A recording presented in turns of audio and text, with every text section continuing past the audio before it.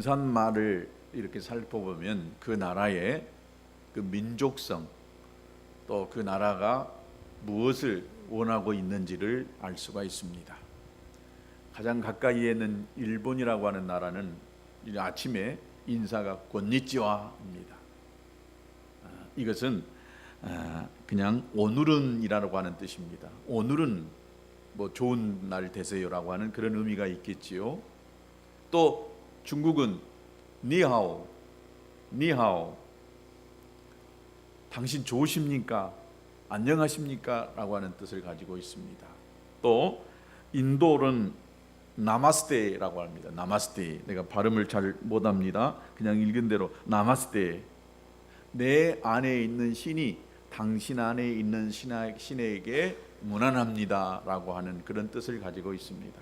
또 이 아라비아에서는 아살라무 알라이쿰, 아살라이 알라이쿰, 당신에게 평화가 있기를 원합니다. 이건 아랍어입니다. 아랍어. 또 인도네시아는 슬라맛 빠끼, 슬라맛 빠끼라고 하는데 이 뜻도 좋은 아침입니다 라고 하는 뜻입니다. 좋은 아침. 좋은 아침 그렇게 인사하는 나라가 어디죠? 영어 쓰는 나라 미국. Good morning 그러잖아요. 낮에도 good afternoon, 저녁에는 good evening. 또 스페인은 올라, 올라. 삼바의 나라 스페인은 올라.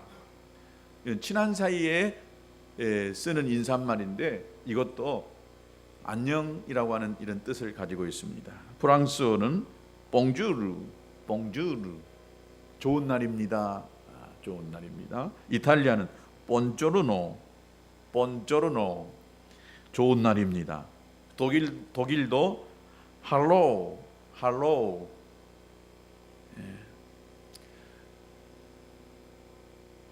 우리나라는 어떻게 인사하지요?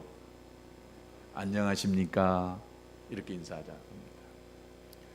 이스라엘이란 나라에서도 유대인들은 서로 만날 때 샬롬 그렇게 인사합니다. 다 같이 샬롬, 샬롬. 평안이 있기를 원합니다 라고 하는 그런 뜻을 가지고 있습니다. 우리도 안녕하십니까? 오랜만에 만난 사람은, 처음 만난 사람에게도 안녕하십니까? 이 말은 뭐예요? 아무 탈 없이 평안하시냐 그 말이에요. 별일 없으십니까? 다들 편안하시지요? 라고 이렇게 물어보잖아요. 또 우리나라는 진지 드셨습니까? 하도 굶주리고 사니까 끼니를 잘 못 먹고 사니까 진지 드셨습니까? 아침 드셨습니까? 점심 드셨습니까? 먹고 사는 것이 굉장히 큰 일이기 때문에. 그러나 세계 각국 나라들의 그 인사말을 보면은 전부 평안을 묻고 있습니다. 잘 지내느냐? 이렇게 평안하시냐라고 인사하는 것을 볼 때에 그만큼 인간의 이 삶 속에 평안한다는 것이 쉽지 않다는 거지요. 어젯밤에 지난 날에 또 무슨 일이 있었을런가 모르기 때문에 평안을 이렇게 묻고 있는 것을 볼 수가 있습니다. 우리들의 생활이라고 하는 것이 날마다 평안하고 어제도 오늘도 내일도 평안하면 좋겠지만은 그러나 반대로 평안하지 못하니까 평안을 물어보고 또 평안을 소원하고 있는 것을 볼 수가 있습니다. 그래서 만날 때마다 안녕하십니까?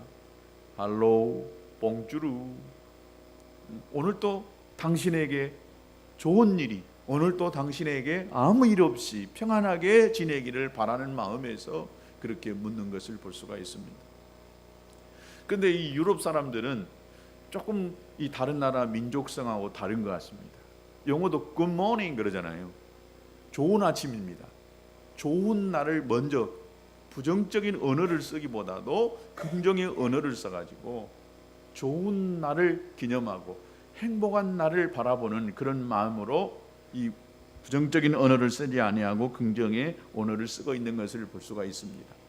그만큼 우리의 인간의 삶 속에서 평안이라고 하는 것은 어떤 것보다도 소중합니다. 그러니까 평안하지 못하면 모든 것이 다 귀찮습니다. 아무리 돈을 많이 가지고 있어도 평안이 없으면은 그것은 불행일 것입니다. 그러나 대부분 사람들이 평안이 돈에서부터 오는 것으로 생각합니다. 돈 없으면 평안할까요? 아니면 불안할까요? 돈 없으면은 평안하기보다도 불안에 떱니다. 그러나 돈이 있다고 꼭 평안한 것만은 아닙니다. 물론 우리의 삶 속에서 기본적인 이 생활을 해가는 데 있어서는 의식주는 반드시 필요합니다. 그렇기 때문에 먹는 것, 입는 것, 자는 것, 이 모든 것들이 다 돈에서 오기 때문에 돈이 반드시 필요한 것은 사실입니다. 하지만 이 돈이라고 하는 것이 반드시 우리에게 평안을 가져다 주는 것만은 아니라는 것입니다. 가난한 중에서도 평안을 누리면서 행복하면서 살고 있는 사람들이 많습니다.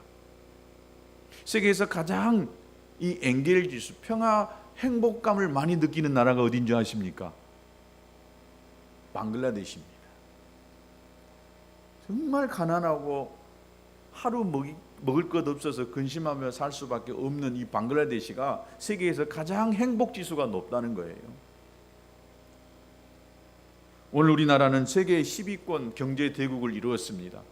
그러나 사람들에게 다 물어보세요. 당신 행복하십니까? 당신 정말 안녕하십니까? 라고 이렇게 물어볼 때에 행복하다, 나 만족합니다, 나 안녕합니다 라고 이렇게 말할 수 있는 사람이 그렇게 많지는 않을 것입니다. 고로 여러분, 돈이라고 하는 것이 꼭 우리 인생에 있어서 행복을 주는 것만은 아닙니다. 너무 편리하고 너무 살기 좋고 먹을 것이 많은 것을 가지고 있지만은 그러나 우리가 행복하고 평안한 속에서 지내지 못하고 있는 것을 알 수가 있습니다. 그러면 돈 말고 몸이 건강하면 진짜 평안할까요? 안 아파본 사람은 아파본 사람의 마음을 몰라요. 아프면 진짜로 만사가 다 귀찮아요. 아무리 좋은 것, 먹을 것 좋은 것 가져다 줘도 아프면 다 귀찮습니다. 그러니 건강이 우리의 마음에 평안을 가져다 준다고 생각할 수가 있습니다. 그럴 수 있습니다. 건강하면 평안이 찾아올 수도 있는 것입니다. 그래서 모두가 다 이 건강을 위해서 얼마나 많이 애쓰고 있는지 모릅니다. 몸에 좋다는 것, 건강하다고 하는 것은 다 먹으려고 하고 하려고 합니다. 그런데 여러분, 이 건강이라고 하는 것이 꼭 육체적인 건강만 있는 것은 아닙니다. 정신적인 건강. 오늘날 우리나라 사람들에게도 우울증이 그렇게 많다 보니까 우울증 때문에 죽는 사람, 자살한 사람이 그렇게 많다잖아요. 그래서 나라에 정신과 상담받는 이 보험 수가를 낮춰서 마음에 근심이 있고 우울한 사람들은 쉽게 정신과 의사에 가서 상담을 받을 수 있도록 한다는 것입니다. 그러니까 우리에게 있어서 꼭 이 육체의 건강만이 중요한 것이 아니라 이 마음의, 정신의 건강도 얼마나 중요한지를 알 수가 있습니다. 육체는 멀쩡하지만은 이 마음의 병이 들어가지고 잠 못 이루고 또 힘들어하며 살 수가 있다는 것입니다. 우리가 상식적으로 생각하고 있는 이 평안은 도대체 그러면 무엇이냐? 모든 것에 부족함이 없을 때에 평안하다라고 그렇게 생각을 합니다. 여러분, 그럴까요? 부족함이 없어요. 뭐 건강도 하죠. 먹을 것 있죠. 뭐 부족한 것이 없어요. 그것이 꼭 평안이냐? 그것도 옳은 말일 수 있습니다. 그런데 모든 결핍에서부터 해방되어지고 또 생각하는 대로 다 할 수 있는 것, 다 되어지는 것, 그것을 꼭 평안이라고 생각할 수 있겠지만은, 그런데 여러분, 그런 평안이 어디가 있을까요? 세상 어디에 모든 것이 내 마음대로 다 되어지고 부족함이 없이 그냥 네 마음속에 기쁨과 즐거움만 있는, 몸 어디 한 군데 아프지도 않고 항상 웃을 일만 있는 그런 세상 어디가 있을까요? 있다면 나도 거기서 살고 싶어요. 우리 사랑하는 성도들 다 데리고 가서 거기서 우리 같이 삽시다, 이렇게 말하고 싶어요. 미국이 그렇게 좋을까요? 선진국가가 그렇게 좋을까요? 잘 사는 나라일수록 빈부격차가 커가지고요, 가난한 사람은 그렇게 가난하고 있는 사람은 그렇게 많아진다는 것입니다. 좀 우리나라도 지금 그렇게 되잖아요. 중산층이 사라져가고 있습니다. 있는 사람은 더 많아지고 없는 사람은 더 없어지는, 그래서 중간이 없어지는 이런 지금 상황이 되어지고 있는 것입니다. 이거 자본주의의 피폐입니다, 이게. 그래서 이 부를 공평하게 나누자고 하는 그런 이 사회주의 물결이 지금 막 이 나라에 오잖아요. 뭐 사회주의는 꼭 좋을까요? 부를 공평하게 나누자라고 하는 공산주의. 모든 이 자본주의나 또 사회주의, 공산주의, 이 모든 것들은요, 인간이 만들어 놓은 것입니다. 하나님은 초대교회 성도들에게요, 너 것 내 것 상관없이 다 나누고 살도록 했습니다.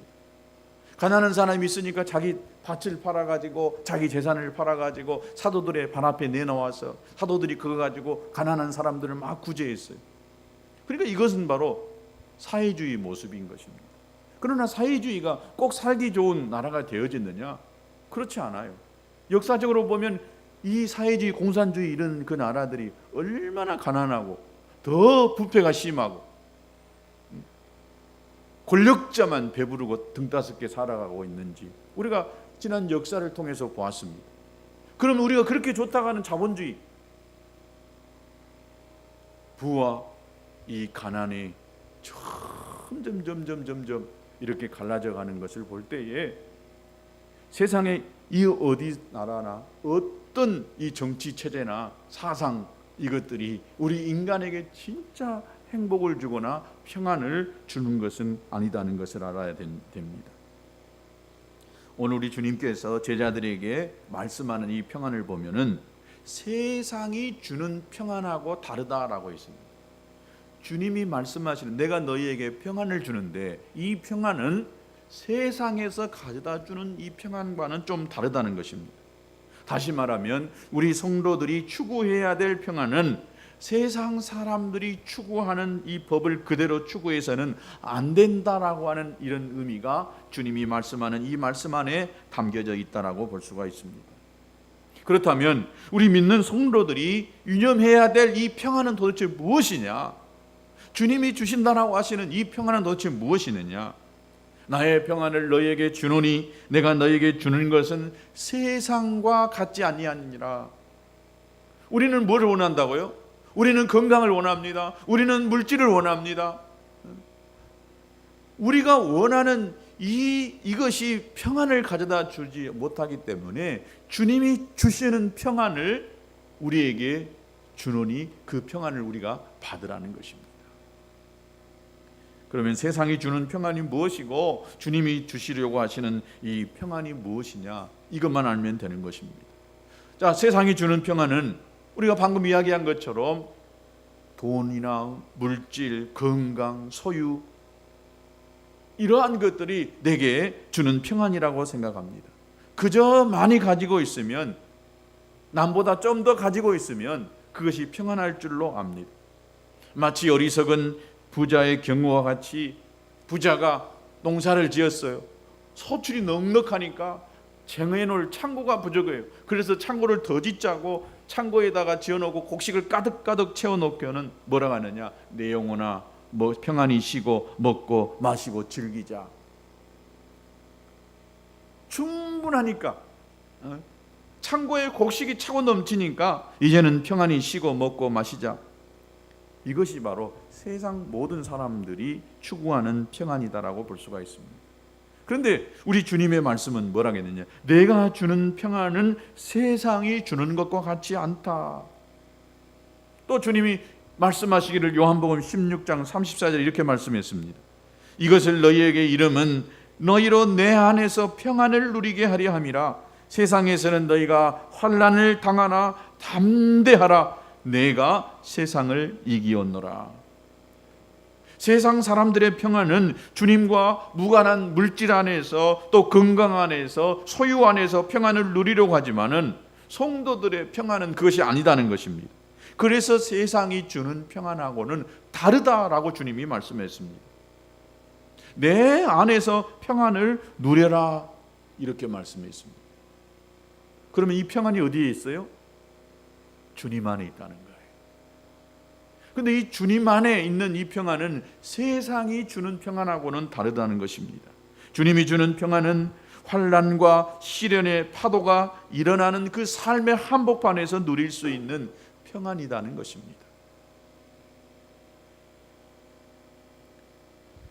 고난이 없어진 상태에서 누리는 평안이 아니라 고난 중에서 얻어지는 평안이라는 말인 것입니다. 이것이 바로 주님이 주시는 평안이고 이것은 신비로운 평안입니다. 어떤 평안이라고요? 신비로운 평안이에요. 우리는 소유해서 많은 것을 가졌으면서 건강을 통해서 얻어지는 평안을 생각하지만 주님은 고난 중에서 환난 속에서도 궁핍함 속에서도 거기서 얻어지는 평안이 있다는데 바로 이것이 주님이 주시는 평안이라는 것입니다. 고난 중에 있을 때 사람들은 걱정과 불안과 두려움, 염려 속에 있습니다. 이것은 어쩔 수 없는 인간들의 모습인 것입니다. 그런데 고난 중에서 평안을 누린다? 어떻게 저런 상황에서도 살 수 있을까? 어떻게 그것이 가능할 수 있을까? 라고 이렇게 생각할 수가 있습니다. 그러나 여러분, 그래서 신앙인들이 또 믿지 않는 그런 사람들이 또 신앙이 약한 이런 사람들이 예수 믿는 사람들을 보면서 그 어려움 속에서도 감사하며 그 어려움 속에서도 나누고 베풀고 섬겨하고 살아가는 이런 사람들을 향하여서 뭐라고 합니까? 예수께 미친 사람들 그럽니다. 네 앞가림이나 잘해. 너도 못 먹고 살면서 다른 사람 돕는다고? 너 미쳤다라고 그렇게 이야기합니다. 어떻게 이런 일이 가능할 수가 있겠느냐? 우리 안에 주님의 말씀이 있기 때문에, 주님이 주시는 평안이 있기 때문에 내가 극심한 어려움 속에서도 나누고 베풀고 그렇게 사는 것입니다. 여러분, 주는 사람의 그 기쁨을 여러분 아십니까? 베푸는 사람의 기쁨이요, 받는 것보다 훨씬 더 좋다는 것 여러분 경험할 수 있게 되기를 축복합니다. 받는 것도 기쁘지만 주는 것은 더 기뻐요. 아멘. 여러분이 그 기쁨을 소유할 수 있게 되기를 축복합니다. 예수한테 미치지 않고서야 어떻게 저렇게 살 수가 있느냐? 어떻게 저런 극심한 가난 속에서도, 어떻게 저 죽어가는 그 상황 속에서도 주님 일한다고 그렇게 헌신적으로 살 수가 있겠느냐? 그래서 이것은 신비로운 것이기 때문에 여러분, 예수 알지 않고서는 알 수 없는 일인 것입니다. 진짜 예수님 만나고 하나님 나라를 소유하는 사람들은요, 어떻게 보면 땅의 것들에서 초월하는 그런 삶을 살 수가 있는 것입니다. 주님이 이 말씀을 이렇게 이야기합니다. 이것을 너희에게 이름은 너희로 내 안에서 평안을 누리게 하려 함이라. 왜 주님이 이 말씀하시느냐? 너희에게 진짜 평안을 누리게 하기 위해서 내가 이 말을 했다. 세상에서는 너희가 환난을 당하나 담대하라. 내가 세상을 이겼다. 주님이 세상을 이겼다는 거예요. 그렇기 때문에 너희가 세상에서는 환난을 당할 수 있지만은 그러나 내 안에서 평안을 누리게 하기 위해서 내가 너희에게 일렀다라고 이렇게 말씀하고 있는 것입니다. 여러분, 고난 중에 있을 때에 움츠러들지 말고 담대하게 믿음으로 말씀을 선포할 수 있게 되기를 주님의 이름으로 축복합니다. 사람들은요, 근심, 걱정, 두려움의 포로가 되기 쉽습니다. 그래서 근심과 걱정, 염려로 여러분 이 마음이 약해지고 영이 약해지고 그러다 보니까 육도 굉장히 쇠약해지는 경우가 있습니다. 그래서 주님이 너희는 담대하라라고 말씀했습니다. 이 말 속에서는, 이 담대하라고 하는 이 말 속에는 하나님께 간구하라라고 하는 이 뜻이 여기 들어져 있어요. 고난당할 때에 신앙인의 사람들은 어떻게 해야 되느냐? 그 고난을 가지고 하나님께 기도하니까 그 고난 속에서 하나님 앞에 기도함으로 하나님을 만나고 하나님을 경험하게 되어지고 기도가 진지해집니다. 자기의 삶을 돌아보게 됩니다. 그런 기도 속에 응답 이상의 더 중요한 목적이 있음을 깨닫게 되어지고 하나님과의 교제, 인격적인 만남을 가질 수가 있기 때문에 고난 중에서도 염려, 두려워하지 말고 하나님 앞에 담대히 기도하도록 주님이 말씀하고 있는 것입니다. 하나님과 대화하는 동안에 하나님을 향해 시선이 열리게 되고 하나님 앞에 눈물을 쏟아내는 간구를 통해서 하나님을 만나게 되는 것입니다. 그리고 하나님의 음성을 듣게 되는 줄로 믿습니다. 여러분, 이것이 신비로운 평안입니다. 주님이 주시는 평안입니다. 하나님과 깊은 교제가 이루어지게 되어지면은 여기서 진짜 세상에서 얻을 수 없는 평안이 찾아옵니다.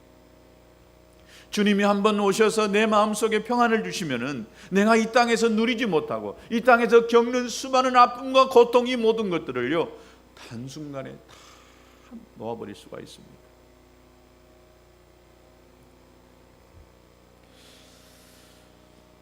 저는 요즘 그런 생각을 많이 합니다. 제 아내가 교제할 때도 여보, 우리 이렇게 평안해도 되나? 나 이렇게 평안해도 되나? 눈앞에 보여있는 이 상황과 환경은 나를 두려움과 염려 속에 근심으로 몰아가는데, 근데 이상하게 이 마음 안에는 평안이 있어요. 이렇게 내가 평안해도 되나? 라고 할 정도로 그 두려움과 염려, 근심과 걱정이 없어요. 왜 그럴까? 왜 그러겠습니까? 주님 만났거든요. 주님의 음성을 들었거든요. 순간순간 갑자기 내 마음에 어떤 염려거리가 탁 떠오르고 근심 걱정이 탁 떠오르고 또 눈에 보이는 이 현실이 나를 탁 덮으려고 할 때가 있어요. 그럴 때 어떻게 하냐? 저는 주님이 내게 주신 말씀을 탁 펴옵니다. 그리고 이 말씀을 읽습니다. 선포합니다. 그래요, 주님이 말씀하셨지. 믿음이라는 것이 기다림입니다. 기다리면 되는 것인데 주님이 이걸 통해서 내 믿음을 키워내고 네가 이런 속에서도 나를 찾을 수가 있겠냐? 네가 이런 속에서도 네 평안을 유지할 수가 있겠느냐? 네가 이런 속에서도 나를 끝까지 믿고 따를 수 있겠느냐? 하나님께서 예수님을 광야의 이 시험 가운데에 몰아가실 때에 마귀란 놈이 찾아와서 예수님에게 세 가지 시험을 주잖아요. 그 배고파 굶주려 있을 때에 이 돌이 떡덩이가 되게 하라. 하늘 높은 곳에 데리고 가서 너가 이곳에서 떨어져 내려봐라. 그러면 천사가 너를 받들어서 아무 사고 없이 네가 평안히 떨어지게 할 것이다.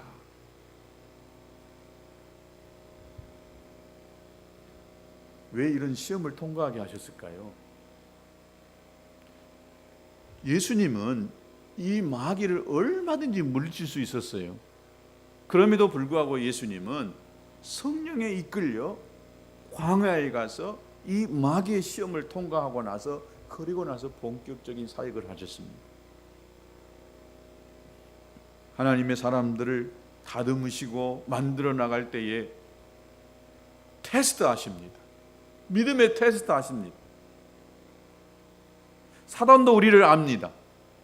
사단도 우리가 하나님 앞에 쓰임 받을 것을 압니다. 그래서 집요하게 공격하고 넘어뜨리게 만듭니다. 그래서 중간에 포기하게 만들어 버립니다. 어려운 시험을 통과하면 할수록 하나님께서 그 통과하는 자에게 큰 일을 허락해 주시는 줄로 믿습니다. 찬송가 408장에 보면 이런 말씀이 있습니다. 나 어느 곳에 있든지 늘 마음이 편하다. 주 예수 주신 평안함 늘 충만하도다. 나의 마음속이 늘 평안해. 나의 마음속이 늘 평안해. 악한 죄 파도가 많으나 나의 마음속이 늘 나 어느 곳에 있든지 늘 마음이 변하다. 주 예수 주신 평안함 늘 충만하도다. 나의 마음속이 늘 평안해. 나의 마음속이 늘 평안해. 악한 죄 파도가 많으나 나의 마음속 평안해.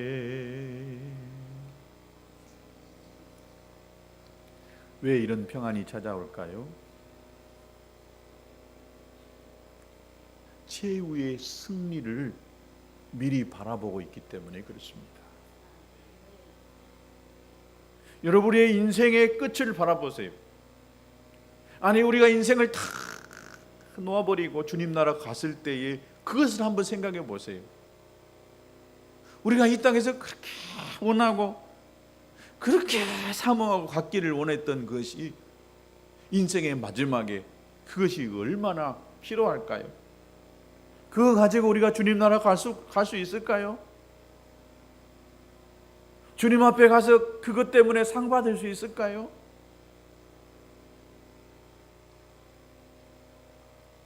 너희가 세상에서 고난을 당하지만 담대하라. 내가 세상을 이기었노라. 주님의 선포인 것입니다. 주님이 세상을 이겼다는 거예요. 그래서 너희는 담대하라. 어떤 분이 그렇게 글을 써놨더라고요. 길이 있어 가는 것이 아니다. 내가 걸어감으로써 길이 생기는 것이다. 우리는 길대로 가기를 좋아합니다. 그런데 때로는 내가 걸어감으로써 길이 생기는 이런 역사가 있는 것입니다. 즉 사람들은 길이 없다고 가다가 보면 길이 없다고 낙심하고 절망합니다. 아, 이거 어떻게 할까 어떻게 해야 할까. 그러나 여러분, 주님과 함께 간다라고 한다면 길이 생기는 줄로 믿습니다. 저는 지난번에 중국에 갔다가 정말 꼴짝이에 사는 중국 이 원주민들을 봤어요. 산속 깊은 곳에 그곳에서 아주 있었던 원주민이 우리를 데리러 왔더라고요. 그래서 차를 타고 꼬불꼬불 가봤어요. 정말 그곳에서 어떻게 살까 그런데 사람이 살더라고요. 어떻게 이런 골짜기에서 사람이 살 수가 있을까? 도대체 뭘 먹고 살까? 밭도 없는 것 같고 먹고 살 것이 없는 것 같아요. 근데 한 5m나 10m 되는 웅덩이가 하나 있더라고요. 웅덩이에다 물을 이렇게 담아놓고 거기서 거위를 키더라고요. 거위. 꽉 오리보다 큰 거 있잖아요. 근데 거기 젊은 애기 엄마를 봤는데 젊은 애기 엄마가 애기를 등에다가 업었어요. 근데 등에다가 업을 때에 우리나라하고 좀 달리 우리는 뭐 띠를 띠고 업잖아요. 근데 거기는 대나무로 만든 이렇게 애기를 담는 그릇 같아요. 그래서 대나무 속에다 애기를 넣고 막 어디를 내려가는 거예요. 가만히 봤더니 거위 알을 몇 개 가져오더라고요. 아이가 이렇게 놀 만한 그런 공간도 없어요. 너무 깊은 산골짜기에 험악한 산골이라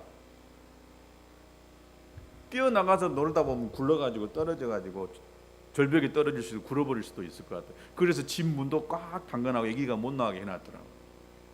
그런데 그 얼굴이에요. 얼마나 평안이 있는지. 그 깊은 산골짜기에서 먹을 것 하나 없을 것 같던 그런 산속에서 사는 사람들의 얼굴이 신선노름이라고 알죠. 신선노름이라. 옛날에 중국을 가르쳐서 우리가 만만디라고 했었는데 만만디. 뭐든지 그 사람들은 여유가 있어요. 천천히. 한국 사람은 빨리. 근데 중국 사람은 만만 뒤 천천히. 근데 옛날 말이에요. 옛날 말. 중국 공항에 가봤더니 전부 다 스마트폰을 들고 있고 지나가는 학생들도 보면은요 천천히 다니는 학생들이 별로 없어요. 만만 뒤는 옛날 말이에요. 만만 뒤.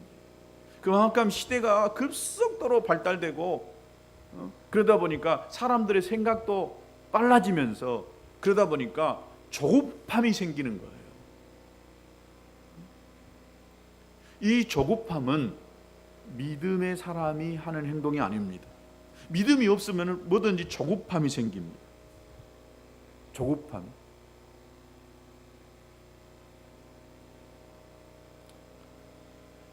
이 평안함의 반대, 이것은 조급함입니다. 초조함인 것입니다. 평안함은 그냥 하늘에서 번개가 내리고 팡팡 내려쳐도 아무 자기하고는 상관이 없는 것처럼 살아가는 이것이 평안함입니다. 우리는 참기 어려운 세상에서 참 견디기 쉬운 어려운 세상에서 우리가 지금 살고 있습니다. 조금만 기다리는 시간을 가져도 꼭 뒤처지는 것 같고 남이 하지 않는 것을 내가 해야만 남보다 조금 더 빨리 해야만 되는 것 같고 내가 바보같이 되는 이런 세상에서 우리가 살고 있습니다. 그런데 진짜 중요한 것은 속도가 아니라 방향입니다. 내가 어디를 향해서 가고 있느냐, 이게 굉장히 중요합니다.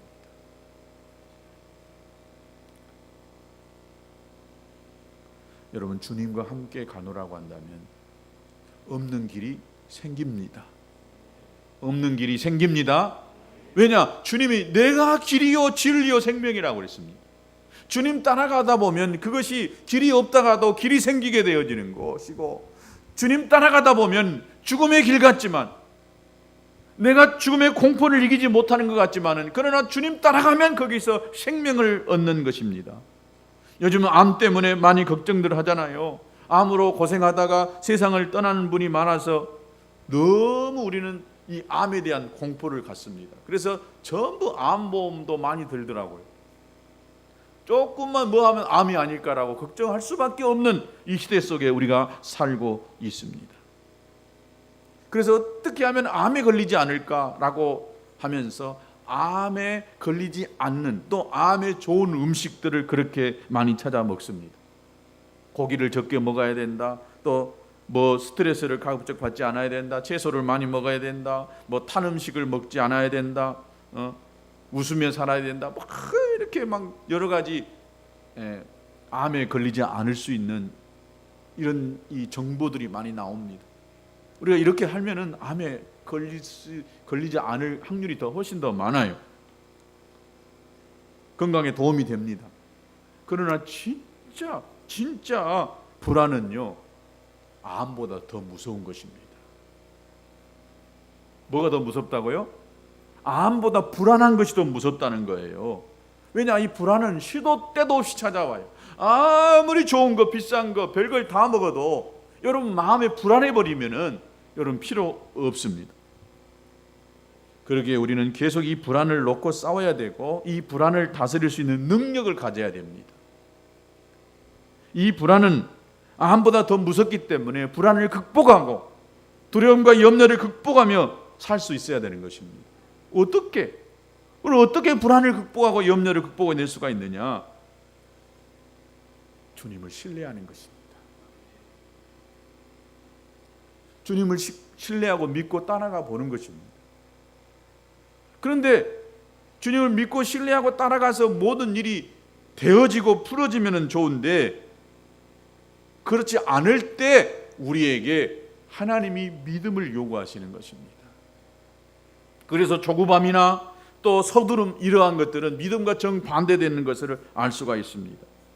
게으름이 하나님의 뜻을 따라 살지 못하게 하는 이 죄이듯이 서두름 이것도 하나님의 인도하심을 받지 못하게 하는 죄다는 것입니다.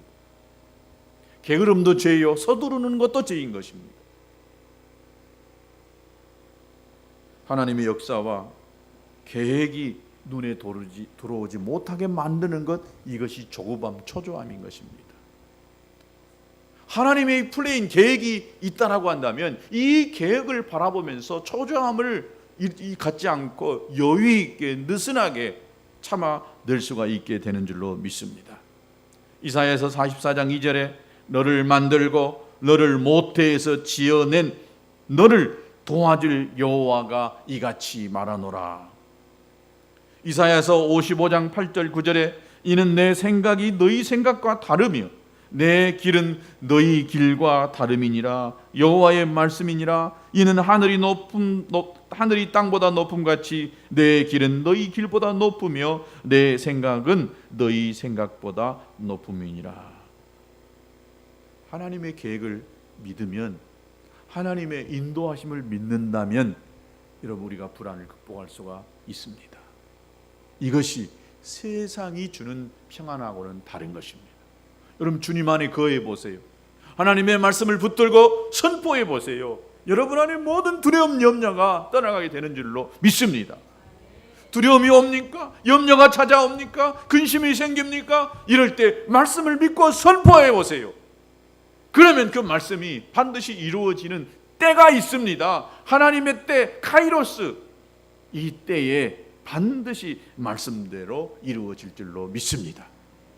저와 여러분 안에 이런 일들이, 이 평안이 차고 넘치기를 주님의 이름으로 축복합니다.